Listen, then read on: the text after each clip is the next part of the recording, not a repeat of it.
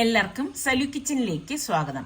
കഴിഞ്ഞ ആഴ്ച 1-2 അനിഷ്ട സംഭവങ്ങൾ ഉണ്ടായി, അതുകൊണ്ടാണ് വീഡിയോസ് ഒന്നും വരാതിരുന്നത്. പിന്നെ ഇപ്പൊ ഇത് എന്താണ് പോസ്റ്റ് ചെയ്യണമെന്ന് വെച്ച് കഴിഞ്ഞാല് ആർക്കെങ്കിലും ഇതുകൊണ്ടൊരു ഉപകാരം വന്നാലോ, അപ്പൊ നിങ്ങൾക്കും ഇതുപോലെയുള്ള അനിഷ്ട സംഭവങ്ങളൊക്കെ ഉണ്ടായിട്ടുണ്ടെങ്കിൽ തീർച്ചയായിട്ടും കമന്റ് ചെയ്യണം. എന്തായാലും നമുക്ക് വീഡിയോ ഒന്ന് കണ്ടുനോക്കാം.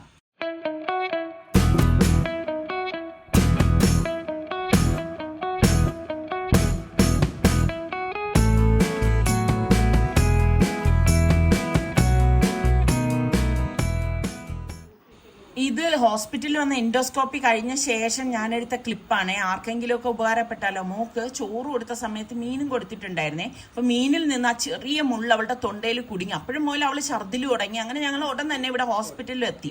അപ്പൊ സലീമാമ്മ എൻഡോസ്കോപ്പി ചെയ്താണ് അത് എടുത്തത്. അപ്പൊ ചെറിയ മുള്ളായിരുന്നെങ്കിലും അതൊരു പടച്ചവന്റെ കാവലുള്ളത് കൊണ്ട് വേറൊന്നും പറ്റിയിട്ടില്ല എന്ന് തന്നെ പറയാം കേട്ടോ. അപ്പോൾ എൻ്റെ അടുത്ത് പറഞ്ഞു, ഇത് 4-5 വയസ്സ് വരെ മക്കൾക്കൊക്കെ ചോറ് കൊടുക്കുമ്പോൾ പ്രത്യേകം സൂക്ഷിച്ച് വേണം ചെയ്യാനുള്ളത്. അപ്പൊ ഈ പ്രായത്തിലുള്ള മക്കളൊക്കെ ഉള്ളവര് പ്രത്യേകം ശ്രദ്ധിച്ചേക്കണേ. പിന്നെ കഴിഞ്ഞ ആഴ്ചത്തെ 2ാമത്തെ ഇൻസിഡന്റ് എന്താന്ന് പറഞ്ഞു കഴിഞ്ഞാല്, ഇപ്പൊ എല്ലായിടത്തും ഗ്യാസിന് വേണ്ടി പൈപ്പ് ലൈൻ ഒക്കെ ഇട്ടു തുടങ്ങിയല്ല. നമ്മളുടെ ഇന്ദിരാനഗറിലും ഇപ്പൊ പൈപ്പ് ലൈൻ ഇങ്ങനെ അതിന് വേണ്ടിയിട്ട് കുഴിച്ചോണ്ട് വരാണ്. അപ്പൊ ഓരോ വീട്ടുകാരും അവിടെ വേണം, എങ്കിലും മാത്രമേ അവർ കുഴിക്കത്തുള്ളൂ. അങ്ങനെ ഞങ്ങൾ അവിടെ ചെന്ന് നിന്നു. കുഴിച്ചപ്പോ ഉണ്ട് ഞങ്ങളുടെ അവിടെ വലിയൊരു ഗർത്തം കേട്ടോ. ശരിക്കും ഇവര് കുഴിച്ചപ്പോഴേക്ക് അവിടെ വലിയൊരു സെപ്റ്റിക് ടാങ്ക്, നമ്മുടെ അവിടെ ഇവിടെ ഇതില്ല കേട്ടോ, ഡ്രെയിനേജ് ഇല്ല, സെപ്റ്റിക് ടാങ്ക് ആണ്. അപ്പൊ ഞങ്ങൾ ഇവിടെ അപ്പുറത്തെ വശത്തായിരിക്കും സെപ്റ്റിക് ടാങ്ക് എന്ന് പറഞ്ഞാണ് അവരെടുത്ത് ഇപ്പുറത്ത് കുഴിക്കാൻ പറഞ്ഞത്. പക്ഷെ ഇവിടെ കുഴിച്ചപ്പോൾ ഗർത്തം കണ്ടപ്പോണ്ട് ഇവര് പറഞ്ഞു, അയ്യോ ഇത്രയും വലിയൊരു ഗർത്തമാണല്ലോ എന്ന് പറഞ്ഞു. അപ്പൊ നിസാറിക്ക ചെന്ന് നമ്മളുടെ പണിക്കാരെയൊക്കെ വിളിച്ചോണ്ട് വന്ന് നോക്കുകയാണേ. ഇത് നോക്കുക എന്ന് പറഞ്ഞാലും വലിയൊരു ഇതാണ്. കാരണം എന്ന് പറഞ്ഞാൽ ഈ കണ്ടില്ലേ, സ്ലാബ് എല്ലാം മാറ്റണം. ഇവര് ഈ കുത്തിയ ഇതില് 3 റിങ്ങോളം പൊട്ടി കേട്ടോ. 3 റിങ് പൊട്ടി. അപ്പൊ ആ പൊട്ടിയ റിങ് താഴേക്ക് പോരുതില്ല. ഏകദേശം ഒരു 10-20 റിങ് നമ്മൾ ഇട്ടിട്ടുണ്ട് കേട്ടോ ഈ താഴേക്ക്. അപ്പൊ ആ 3 റിങ് താഴെ പോവാതെ ഇത് എടുക്കുകയും വേണം. എന്നാൽ അവിടെ നിന്ന് അവർക്ക് പണിയാനുള്ള സ്പേസും ഇല്ല, കണ്ടില്ലേ. അപ്പൊ ഇത് കെട്ടിയൊക്കെ എടുത്ത് ഇവര് പുറത്തേക്ക് വെച്ച്. അപ്പൊ അപ്പോഴും തന്നെ നിസാറിക്ക പോയി റിങ്ങുമായിട്ട് ഇതാ തിരിച്ചു വന്നേ. ഇനിയിപ്പോ ഇതങ്ങ് റിങ് അപ്പോഴേ വെച്ചിട്ട് പണിയിപ്പിക്കാമെന്ന് എഴുതിയിട്ടാണ് പണിക്കാരെ എല്ലാം ചെന്ന് വിളിച്ചുകൊണ്ട് വന്നത്. ഇതൊക്കെ ചെയ്യുക എന്ന് പറഞ്ഞാൽ വലിയൊരു പണി തന്നെയാണേ. പിന്നെ ഇവിടെയുള്ള എല്ലാ വീടുകളിലും ഇന്റർലോക്കും ടൈലും ഒക്കെ ഇട്ട വീടുകളാണ്. അപ്പൊ ഞങ്ങൾക്ക് ഒരു ഉപകാരം ആയതെന്ന് വെച്ചാൽ ഞങ്ങൾ ഇവിടെ ഇന്റർലോക്കാണ് ചെയ്തിരുന്നത്. അതുകൊണ്ട് തന്നെ ആ കട്ടകൾ മാറ്റേണ്ടത് മാത്രമേ ഉണ്ടായിരുന്നുള്ളൂ. ടൈലിട്ടവരുടേതാണെങ്കിൽ കട്ടർ ഉപയോഗിച്ച് അവർ ഫുള്ള് കട്ട് ചെയ്യാണ് ചെയ്യണത്. അപ്പം അങ്ങനെയും ഒരു ഗുണമുണ്ട് കേട്ടോ. നമ്മൾ വീടൊക്കെ വെക്കുമ്പോഴേക്ക് ശ്രദ്ധിച്ചും സൂക്ഷ്മതയോടെയും ചെയ്തു കഴിഞ്ഞാൽ ഇതുപോലെ പണികൾ വരുമ്പം നമുക്ക് ഇരട്ടി പണി ഉണ്ടാകത്തില്ല എന്നുള്ളതാണ് വാസ്തവം. നമ്മുടെ ഇന്ദിരാനഗറിലൊക്കെ ഏകദേശം 1 വർഷം മുൻപ് നമ്മൾ രജിസ്റ്റർ ചെയ്തിട്ടുണ്ടായിരുന്നു. എന്നിട്ട് ഇപ്പോഴാണ് ഇതാ പണിയെല്ലാം തുടങ്ങിയിരിക്കുന്നത്. അപ്പം ഇതുപോലെ ഇതിനു മുൻപ് ഗ്യാസ് കണക്ഷൻ കിട്ടിയവരൊക്കെ ഒന്ന് പറയണേ. അപ്പം നിങ്ങളുടെ കാര്യങ്ങളും ഒക്കെ എങ്ങനെയുണ്ട്? ഇപ്പം നമുക്ക് സിലിണ്ടർ ഉപയോഗിക്കുന്നതാണോ നല്ലത്, അതേ പൈപ്പ് ലൈൻ വഴി വരുന്ന ഗ്യാസ് ആണോ നല്ലത് എന്നൊക്കെ ഉള്ളത് നിങ്ങൾ ഉപയോഗിച്ചവർ അതിന്റെ കാര്യങ്ങളൂടി പറഞ്ഞാൽ നമ്മളെ പോലുള്ളവർക്ക് കൂടുതൽ അതിനെക്കുറിച്ച് മനസ്സിലാവാൻ പറ്റും. പിന്നെ ഇത് കണ്ട, ഇതിപ്പോ ഏകദേശം 1.5 മീറ്ററോളം താഴ്ത്തി തന്നെയാണ് അവർ കുഴിച്ചിട്ട് ഈ പൈപ്പ് ലൈൻ ഇടുന്നത്. പിന്നെ എനിക്കെപ്പോഴും സംശയം തോന്നുന്ന ഒരു കാര്യം എന്ന് പറഞ്ഞാൽ, ഇപ്പൊ നമ്മൾ ഗൾഫിലൊക്കെ ആയിരുന്ന സമയത്ത് പൈപ്പ് ലൈൻ വഴി തന്നെയാണ് ഗ്യാസ് വരുന്നതും നമ്മൾ അങ്ങനെ ഉപയോഗിച്ചിട്ടുണ്ട്. പക്ഷെ അവിടെ അത് സുരക്ഷിതത്വം തന്നെയാണ്. പക്ഷെ നമ്മുടെ നാട്ടിലാവുമ്പോഴേക്കും ഇങ്ങനെ പൈപ്പ് ലൈൻ വഴി ഇവർ ഇടുന്നതെല്ലാം സുരക്ഷിതത്വം തന്നെ നോക്കി തന്നെയാണ് ഇടുന്നത്. പക്ഷെ പിന്നീട് ഇപ്പം വെള്ളത്തിന്റെ ഇത് പൊട്ടി അല്ലെങ്കിൽ റോഡിൽ എന്തെങ്കിലും പണി വന്ന് അത് മുഖേന അവർ കുഴിക്കേണ്ടി വരത്തില്ലേ, അപ്പോൾ ഈ പൈപ്പിനൊക്കെ ഡാമേജ് വരുമോ, ഇത് ലീക്ക് ആവോ അങ്ങനെയൊക്കെ ഉള്ള ഒരു സംശയം എനിക്ക് തോന്നുന്നു കേട്ടോ. ഞാൻ ചോദിക്കാൻ കാര്യം വേറൊന്നുമല്ല, പേപ്പറിലിടയ്ക്ക് ഉണ്ടായിരുന്നു ഇവിടെ കിംസിന്റെ അവിടെ ഇതുപോലെ എങ്ങാണ്ട് എന്തോ പൊട്ടി എന്തൊക്കെ ഇഷ്യൂ ആയെന്നൊക്കെ ഇങ്ങനെ വായിച്ചിട്ടുണ്ടായിരുന്നു. പിന്നെ അതിനെക്കുറിച്ച് ഡീറ്റെയിലും കാര്യങ്ങളൊന്നും എനിക്ക് അറിയത്തില്ല. എന്തായാലും അറിയുന്നവര് ഇതിനെക്കുറിച്ച് ഒന്ന് ഡീറ്റെയിൽ ആയിട്ടൊന്ന് കമന്റിലൊന്ന് എഴുതിയാൽ കൊള്ളാം. ബാക്കിയുള്ളവർക്കും അതൊരു ഉപകാരമാവുമല്ലോ. പിന്നെ എൻ്റെ ഒരു സംശയം എന്താന്ന് വെച്ച് കഴിഞ്ഞാല്, ഇത് 2 തരം ഗ്യാസ് അല്ലേ, നമ്മള് സിലിണ്ടറിൽ വരുന്നതും പൈപ്പിൽ വരുന്നതും വ്യത്യാസമുണ്ട്. അപ്പൊ അതുകൊണ്ട് തന്നെ ആ വരുന്ന ഗ്യാസിന്റെ ചൂടിൽ വ്യത്യാസമുണ്ടോ? അതുപോലെ തന്നെ നമ്മളിത് പൈപ്പിൽ വരുന്നതാവുമ്പോൾ നമ്മൾ കൺട്രോൾ ഇല്ലാതെ ഉപയോഗിച്ചിട്ട് ബില്ലിൽ ആ വ്യത്യാസങ്ങൾ വരുന്നുണ്ടോ, ഇങ്ങനെയൊക്കെയുള്ള പലതരം. മറ്റേന്ന് വെച്ചാൽ നമുക്ക് ഒരു കുറ്റി തീരുമ്പോഴേക്കും നമ്മൾ പിന്നെ അടുത്ത കുറ്റി വന്നിട്ടാണല്ലോ നമ്മൾ ഉപയോഗിക്കുന്നത്. ഇത് പക്ഷെ അങ്ങനെയല്ല, നമ്മൾക്ക് കണ്ടിന്യൂസ് വന്നുകൊണ്ടിരിക്കുകയാണ്. പക്ഷെ മീറ്ററിൽ അവർ റീഡിങ് എനിക്ക് തോന്നുന്നു കറണ്ടിന്റെ റീഡിങ് എടുക്കുമ്പോഴാണെന്ന് തോന്നുന്നത്. എനിക്കിതിനെക്കുറിച്ച് അറിയത്തില്ല. എനിക്ക് വന്നു കഴിഞ്ഞാൽ മാത്രമല്ലേ ഇതിനെക്കുറിച്ച് കൂടുതൽ പറയാൻ പറ്റത്തുള്ളൂ. അതുകൊണ്ടാണ് ഞാൻ പറഞ്ഞത്, ഇത് പൈപ്പ് ലൈൻ വഴി വന്ന് ഉപയോഗിച്ചവർ അതിന്റെ ഡീറ്റെയിൽസ് അറിയാമെങ്കിൽ ഒന്ന് പറയേട്ടാ. എന്നെ പോലെ ഒരുപാട് പേർക്ക് 100,000 സംശയങ്ങൾ കാണും. അപ്പൊ അതൊക്കെ നമുക്ക് അതിൽ നിന്ന് മനസ്സിലാക്കാമല്ലോ.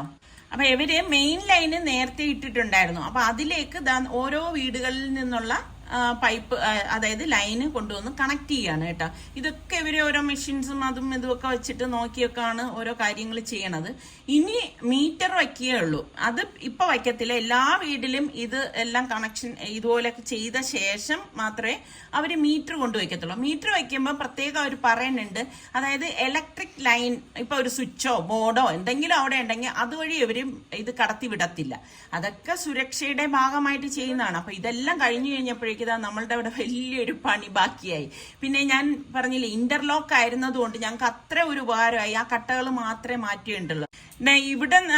ഇതിൽ നിന്നാണ് ഇനി മീറ്റർ വെക്കുന്നത് കേട്ടാ. മീറ്റർ വെച്ചിട്ട് അവിടെ നിന്നാണ് പിന്നെ കിച്ചണിലേക്ക് പോണത്. എങ്ങനെ ഇരുന്ന തറയാണെന്ന് കണ്ടോ. പിന്നെ നമ്മളുടെ തന്നെ പണിക്കാരെ വെച്ചിട്ടാണ് ഇത് ഇത്രയും പണിയിപ്പിച്ചെടുത്തത്. ഇനിയും കുറച്ചുകൂടി ഒന്ന് നീറ്റാക്കി എടുക്കാനുണ്ട് കേട്ടോ. അപ്പം ഇപ്പം നമ്മൾ ആ വെച്ചിരുന്ന സ്ലാബ് അത്ര ഒരു ഉറപ്പുണ്ടാവില്ല എന്ന് സാറിക്കാക്ക് തോന്നിയതുകൊണ്ട് പിന്നെ ഒന്നും കൂടി അതിന്റെ സൈഡെല്ലാം ഒന്ന് പണിക്കാരെ വെച്ച് കോൺക്രീറ്റ് ചെയ്യിച്ചിട്ട് ഇതാക്കുക. അവിടെ ഉണ്ടായിരുന്ന മുൻപിലുള്ള കട്ടിയുള്ള സ്ലാബ് ഉണ്ടല്ലോ, അതിനെ പിടിച്ച് ഇതിനെ മീതെ അങ്ങിട്ട് കേട്ടോ. അപ്പോൾ എല്ലാം സെറ്റായി. ഇനിയിപ്പോൾ എല്ലാം ഒന്ന് അറേഞ്ച് ചെയ്ത് എടുത്തു വെക്കണം. അത്ര മാത്രമേ ഇതിൽ പണി വരുന്നുള്ളൂ. അപ്പോൾ ഈ കാണുന്നത് ഒന്നും ഒറ്റ ദിവസത്തെ പണിയല്ല, ഒരു 3-4 ദിവസത്തെ പണി തന്നെയായിരുന്നു. ഇതിന്റെ പുറകിൽ തന്നെയായിരുന്നു ഞങ്ങള്. അപ്പം ഇനി ഇതുപോലെ നിങ്ങളുടെ വീടുകളിലും ഗ്യാസ് ലൈനിന് അവർ കുഴിക്കാൻ വരുമ്പോൾ നിങ്ങൾ സൂക്ഷ്മതയോടെ ഉറപ്പുവരുത്തണം അവിടെ വേറൊന്നും ഇല്ല എന്നുള്ളത്, പൈപ്പ് ലൈനും ഒന്നും പോയിട്ടില്ല എന്നുള്ളത്. അങ്ങനെയൊക്കെ വന്നു കഴിഞ്ഞാൽ ആകെ നമുക്ക് പണി കിട്ടും. ഞങ്ങള് ഫോണിൽ സംസാരിക്കുന്ന ഇവിടെ എത്തിന്ന് പറഞ്ഞ് അപ്പോഴേക്കും ഉടൻ അവളങ്ങ് പറയുക, വണ്ടി അപ്പുറത്തോണ്ട് നിർത്തി.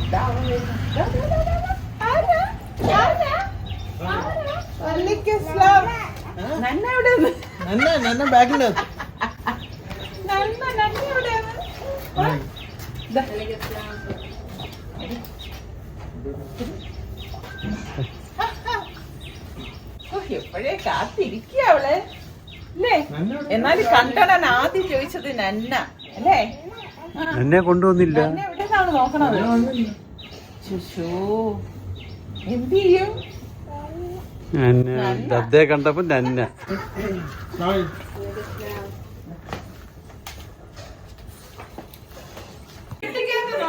ശീലമായിപ്പോയി. കൊണ്ടുവിട്. സുലുവിന്റെ കൈയൊക്കെ ക്ഷീണിച്ചല്ല.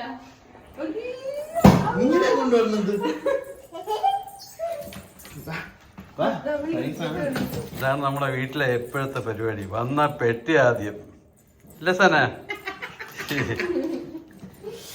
സന അതാണ് പ്രതീക്ഷ. കാർ നീ കൊണ്ടുവരുമെന്ന് പറഞ്ഞില്ലേ, ആ കാറാണ് നോക്കുന്നത്.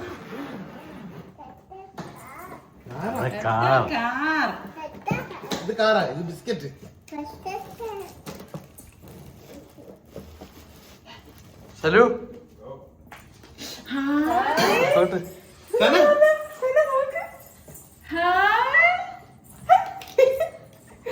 പപ്പയെ കാണിച്ചോട്.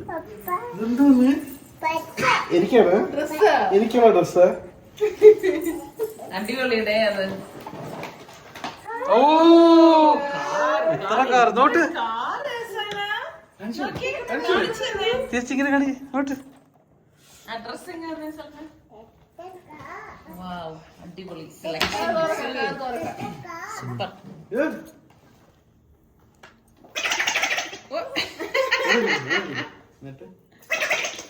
നോക്കട്ടെ നോക്കട്ടെ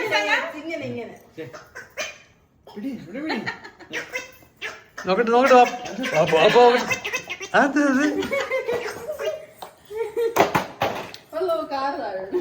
കാർതാ പാപ്പാക്കിതാ. അപ്പൊ നോക്കട്ടെ കാർ. എത്ര കാറ്. ഫേസ് നോക്കട്ടെ അടുത്തേക്ക് പോയി. ഇത് ഇത് ഇത് ശ്വേതയുടെ അനിയത്തി സനയ്ക്ക് തന്നത്. ഇത് ചേച്ചി സനയ്ക്ക് തന്നതാ. ഡുമ.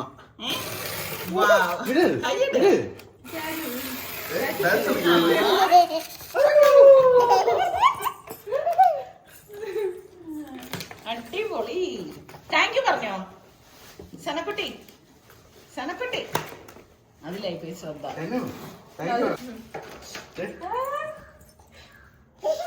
അല്ല അത് വലുത്. അത് ഫനയുടെ മമ്മയ്ക്ക്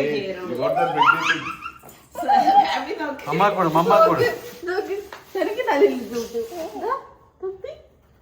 ബോള്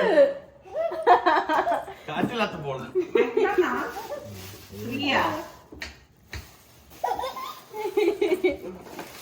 ചിരി വരില്ലേ? ഓ ഇത് മലബാർ ഗോൾഡ് കാണുന്നല്ലേ. നോട്ട്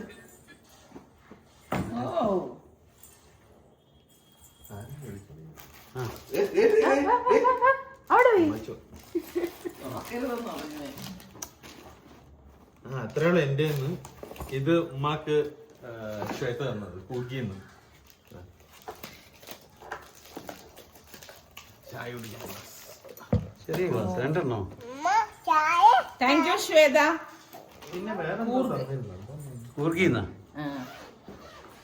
ഇത് എന്ത് മെറ്റീരിയലിടെ? അത് കാപ്പിപ്പൊടിയും ബാമ്പു എന്തോന്നോ. കണ്ട ഈ മെറ്റീരിയൽ വന്നിട്ട് കാപ്പിപ്പൊടിയും ബാമ്പുവും. അപ്പൊ കുടിച്ചോണ്ട് കഴിക്കണോ അത്? ഇത് സനയ്ക്ക് ശ്വേത തന്നത്. കൂർഗ് സ്വീറ്റ്. സുൽത്താൻ കൂർഗിൽ പോയിരുന്നു ഇതിനിടയില് അല്ലേ? ഇനിയാണ് റിസാന്റെ വക കുറച്ച് സാധനങ്ങള്. നന്ന എന്തൊക്കെയാ കൊടുത്തു വിട്ടു. റിസാന്റെ കമ്പനിയുടെ ടീഷർട്ട്. കമ്പനിയുടെ ടീഷർട്ട് അവന് കിട്ടിയതൊക്കെ അവനെ കൊടുത്തു വിട്ടു. റിസാന്റെ കമ്പനിയിൽ നിന്ന് തൊപ്പി കളക്ഷൻ. നല്ല കളറല്ലേ ഇത്? തൊപ്പി. എത്ര തൊപ്പി? പിന്നെ ഇത് വാപ്പാക്ക്. മാറ്റി എനിക്കുള്ള സാധനം ഇത്. ഇത് ഉമ്മക്ക് പ്രായം ചെറുതായില്ല. മിഠായി ബിസ്ക്കറ്റ് സനയ്ക്കുള്ള എണ്ണ എവിടെ കണ്ടുപിടിച്ചെടുത്തു? നോക്കട്ടെ. കൊണ്ടോ കൊണ്ടോ അപ്പുറത്തുണ്ടോ? സ്വന്തമായിട്ട് പെട്ടില്ല. നോക്കട്ടെ എന്താ നോക്കട്ടെ. മിഠായിയാ? താങ്ക് യു പറഞ്ഞത്. താങ്ക് യു പറഞ്ഞ ഇത് റിസാന്റെ കമ്പനിയുടെ. ഇതെല്ലാം അവൻ വരാൻ വേണ്ടി ഇരുന്നല്ലേ. ഇതെനിക്ക് ഭയങ്കര ഇഷ്ടപ്പെട്ടു. നല്ല കളറല്ലേ? അവന് വരാൻ പറ്റാത്തത് പുതിയ ഗെയിമൊക്കെ വേറൊരു റിലീസാണ്. കാര്യം, റിസ്വാൻ കഴിഞ്ഞ പ്രാവശ്യം സുൽത്താൻ എന്തിനു വന്നെന്നുള്ളത് ഇനി പറയാം. അത് പിന്നെ പറഞ്ഞാൽ മതി. അപ്പൊ എത്ര കാറ്? 6. Okay okay. എന്ത് നിങ്ങൾ പറഞ്ഞേ? എന്നെ നോക്കി പറ. എന്നെ നോക്കി പറ. ഓക്കേ. അതാ ഒരു ഗിഫ്റ്റ് കൊടുക്കാൻ പോണത്. ബർത്ത്ഡേക്കുള്ള ഗിഫ്റ്റ് നീ പോകുമ്പോ കൊടുക്കാനുള്ളത്. നമ്മൾ തുറന്ന് നോക്കട്ടെ. വേണ്ട, നീ നോക്കിയോ? പക്ഷേ രാവിലെ സർപ്രൈസ് ആണ് വീഡിയോയിൽ കാണിക്കുന്നത്. അവന് സർപ്രൈസ്. Wedding anniversary. വലത് കൈകൊണ്ട് ഒരു സാധനം നമ്മൾ രാവിലെ കൊടുക്കുമല്ലോ കുട്ടി, അത് പഠിക്കേ. പൊട്ടി നോക്കട്ടെ.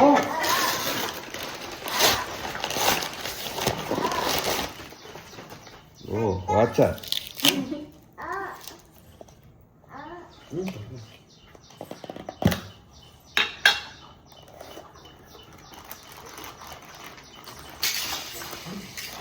പൊക്കി കഴിച്ചു നോട്ടെ.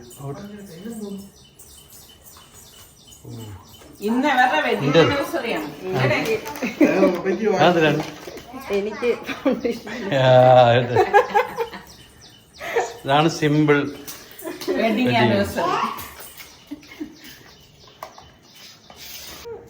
ഹാപ്പി സനക്കുട്ടി, ഹാപ്പി ഹാപ്പി. ഓക്കെ ആണ്. പക്ഷെ നന്ന ഇല്ലല്ലോ. നന്ന അവിടെ പോയി. അപ്പൊ സുലു വരുന്നു എന്ന് പറഞ്ഞപ്പോ തന്നെ ഞാൻ എന്ത് ചെയ്തെന്നോ, അരി വെള്ളത്തിലിട്ട് അപ്പത്തിന് അരച്ച് വെച്ചിട്ടുണ്ടായിരുന്നു കേട്ടോ. കാരണം അവിടെ അവന് ഈ പറഞ്ഞ മാതിരി അപ്പം ഒന്നും ഉണ്ടാക്കി കൊടുക്കാനുള്ള ആരും ഇല്ലല്ലോ. പിന്നെ സുലുവിനെ സംബന്ധിച്ച് അപ്പം അങ്ങനെയൊന്നും ഉണ്ടാക്കത്തില്ല. ദോശ, ഇഡ്ഡലി ഇങ്ങനെയൊക്കെ ഉള്ളതൊക്കെ ഉണ്ടാക്കത്തുള്ളൂ കേട്ടോ. പിന്നെ ചിക്കൻ കറിയും രാവിലെ തന്നെ ഞാൻ വെച്ചിരുന്നു. അപ്പം നമ്മളെല്ലാവരും ഒരുമിച്ചിരുന്ന് കഴിക്കാനായിട്ട് പോവാണ് കേട്ടോ. അപ്പോഴും മനസ്സിൽ സത്യം പറഞ്ഞാൽ ഒരു വിങ്ങലാണ് കേട്ടോ, നമ്മുടെ റിച്ചു ഇല്ലല്ലോ എന്നുള്ളത്. അപ്പൊ റിച്ചുവിന് വരാൻ പറ്റാത്തൊരു സാഹചര്യമായിപ്പോയി. അല്ലായിരുന്നെങ്കിൽ റിച്ചുവും വന്നേനെയായിരുന്നു. അവനും വരണം എന്ന് വലിയ ആഗ്രഹമുള്ള കൂട്ടത്തിലാണേ. മറ്റേത് എന്തെങ്കിലും ഒരു അവധി കിട്ടിക്കഴിഞ്ഞാൽ അവൻ ഓടി വരുമല്ല. ഇപ്രാവശ്യം അവന് ലീവ് ഉണ്ടെന്ന് പറഞ്ഞു, പക്ഷെ എടുക്കാൻ പറ്റാത്ത സാഹചര്യമായിട്ട് പിന്നെ വരുന്നില്ല എന്ന് പറഞ്ഞു. അങ്ങനെ ഇപ്പൊ നമ്മളെല്ലാവരും കൂടി കഴിക്കുകയാണ്. നമ്മുടെ സനക്കുട്ടിയാണെങ്കിലോ ഭയങ്കര സന്തോഷം കേട്ടാ, ദദ്ദ വന്നതുകൊണ്ട്. അവൾക്ക് ദദ്ദ വന്നെങ്കിൽ ദദ്ദ അടുത്ത് ചോദിച്ചുകൊണ്ടിരിക്കുന്നതൊക്കെ നന്നയുടെ കാര്യമാണേ. നന്ന എന്ന് പറഞ്ഞിട്ട് നമ്മുടെ റിച്ചുക്കുട്ടനെയാണ് ഇവള് നന്നാന്ന് പറയുന്നത് കേട്ടാ. അപ്പം ഇതൊക്കെയാണ് ഇപ്പോഴത്തെ വിശേഷങ്ങൾ. എന്തായാലും ഇനി നമുക്ക് കൂടുതൽ വിശേഷങ്ങളും അതുപോലെ നല്ല അടിപൊളി വ്ളോഗായിട്ടൊക്കെ വീണ്ടും കാണാം. അപ്പം ഇഷ്ടപ്പെടുകയാണെങ്കിൽ ലൈക്ക് ചെയ്യാനും ഷെയർ ചെയ്യാനും കമൻറ്റ് ചെയ്യാനും മറക്കരുത്. പിന്നെ നിങ്ങളുടെ അഭിപ്രായങ്ങൾ തീർച്ചയായിട്ടും ഇതിൽ കമൻസിൽ ഒന്ന് എഴുതിയേക്കണേ. ഇനി ബാക്കി വിശേഷങ്ങളുമായി വീണ്ടും കാണാം. അതുവരെ എല്ലാവർക്കും ബൈ.